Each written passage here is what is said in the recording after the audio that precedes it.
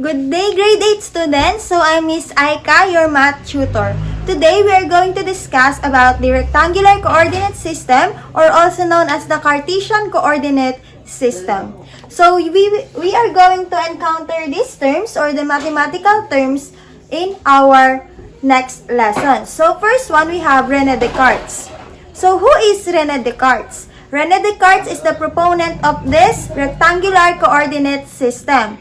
So, from its name, which is Descartes, that's come from, or doon ang galing yung ating Cartesian na word. Kaya siya naging Cartesian coordinate system. Then, we are also encountering y-axis and the x-axis. So, the y-axis is the vertical axis, and the x-axis is the horizontal axis. So, later on, ipapakita ko sa inyo kung ano ang itsura ng y-axis at ng x-axis. Then, for the next term, we have the origin. So, origin is the intersection of the two axes, which are the y-axis and the x-axis. Then, we also have quadrants. So, quadrants are identified or classified into 4. We have quadrant 1, quadrant 2, quadrant 3, and quadrant 4. So, later on, makikita ninyo kung saan matatagpuan or saan located yung ating quadrants. And the last one, we have the coordinates. So, coordinates is also known as the ordered pairs. So, with these ordered pairs, we have here the x and the y. So, the x-coordinate and the y-coordinate, yan yung ordered pairs natin na pwedeng i-plot doon sa ating Cartesian plane or doon sa ating Cartesian coordinate system. Yung ating x is also known as the abscissa. And yung ating namang y is also known as the ordinates. So, always remember that the coordinates is only in pairs. Ibig sabihin, dalawang numbers kasi pares siya. So, ngayon, ipapakita ko na sa inyo yung sample natin ng Cartesian coordinate system. Okay, so grade 8 students, here is the example of our Cartesian coordinate system. So, as what we have discussed earlier, so we are going to locate where is the x-axis and where is the y-axis. So the first one, we have the y-axis. So y-axis is the vertical axis. So, alin ba dito yung nagpapakita ng vertical line? Meaning, patay yung linya. So we have this one.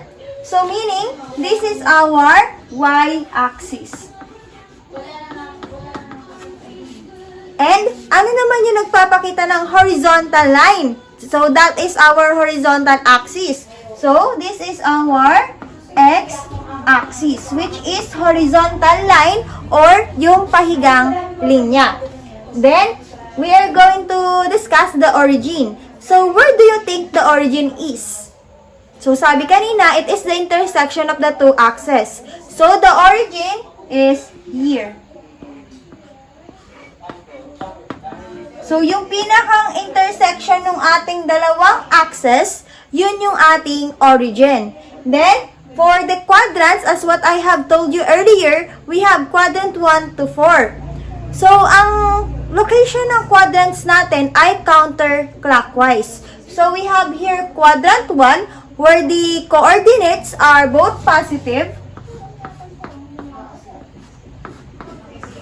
Then, the next one is the quadrant 2, where the coordinates is a negative x and a positive y.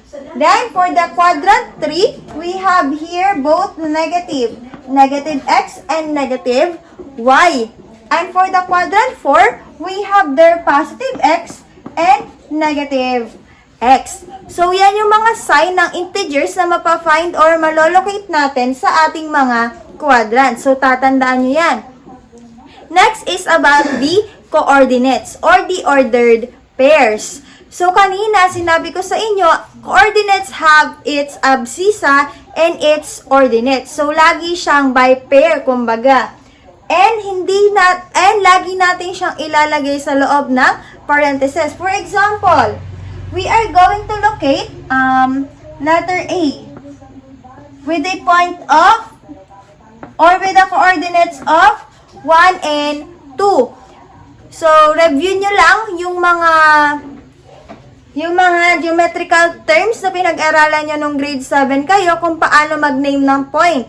So, a point is named capital letter. So, we are going to name letter A, yung ating coordinates which is 1 and 2. So, we are going to locate it. So, as you can see, wala siyang sign. Meaning, kapag walang sign, the integer or the given number is a positive. So, both of the integers or both of the numbers is positive. So, where are you going to locate it? Remember that this axis are number line. Meaning, meron siyang number. All positive numbers are on the right.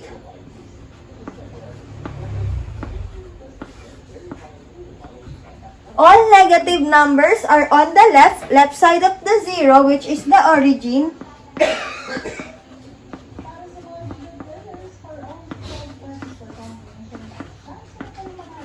And ano naman yung malolocate natin na integers upward and downward? So, all positive numbers are also above 0 or above the origin.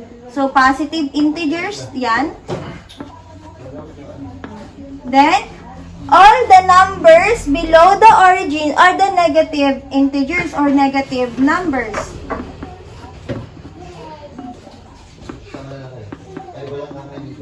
So now that our coordinate or Cartesian coordinate system is complete, we can now locate where can we find the point A or the coordinates 1 and 2. So you are going to look for a positive x. So siya po ay yung ating nasa right side. So right side siya ng ating origin. So you are going to locate 1. So here is 1. Then for the ordinate or the y-axis, you are going to locate 2. So, saan ba natin makikita ang positive y? So, upward. So, we are going to locate 2. So, here is 2. Then, i-connect lang natin yan. Si abscissa at saka si coordinate. Kung saan sila magtagpo, doon natin ilalagay yung ating point. So, that will be your point A or the first ordered pair. Another example, we have B. So, we have here negative 4, negative 5. So, both of the numbers are negative. Where can you find it? So, saang quadrant? Yes, that's right. We can locate it in our quadrant 3 because both of the numbers or both of the integers are negative. So, we need to locate the x which is negative 4. So, laging tatandaan kapag x, siya yung nasa pahigang linya. So, we have negative 4. So, we have here, negative 4. How about negative 5? That is on the y, kasi y-axis na siya or the ordinate na siya. So, siya naman yung below the origin. So, here is 5.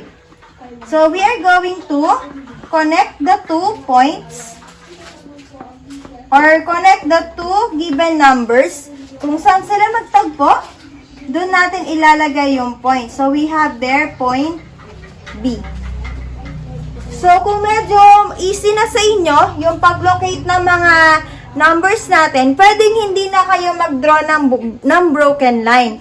Basta, tatandaan nyo lang kung saan yung katapat nila, kung anong x at kung anong y, yung kapareho nila sa ating ordered pairs. So, mas magandang gagamitin nyo dito is a graphing notebook or a graphing paper para hindi na kayo mahihirapan pang magguhit-guhit. Kasi sa graphing notebook or sa graphing paper, equal yung kanyang distance. Katulad po ng ating graphing board. So, equal yung kanyang distance. Hindi kasi pwedeng manipis to tapos biglang kakapal. So, hindi na siya equally distance. Hindi na magtutugma yung mga points na ating ipla-plot. So, another example, we have C. So, here we have negative 5 and positive 6, for example. So, negative x, positive y. Saan siya makikita? Yes, that's right. So, we have quadrant 2. So, wag na natin siya gamitan ng broken line.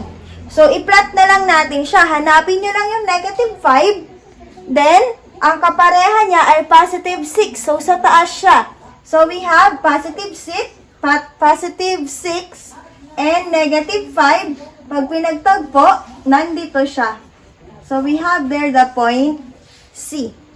So, ganun lang kadali mag-locate or mag-plot ng point sa ating Cartesian plane. Ang mahalaga lang, dapat equally distance yung mga gagamitin nyo na spaces. If ever man na gusto nyo mag-drawing sa inyong notebook na hindi graphing notebook or walang gantong guhit na equally distance, make sure na equally divided yung mga distance na gagawin nyo. Para if ever na mag-graph na tayo, hindi kayo magkakamali kung saan nyo ilalagay si point. Okay, so see you again next lesson. Diyan po muna yung ating introduction on the Cartesian coordinate system. So, see you again next lesson. Bye!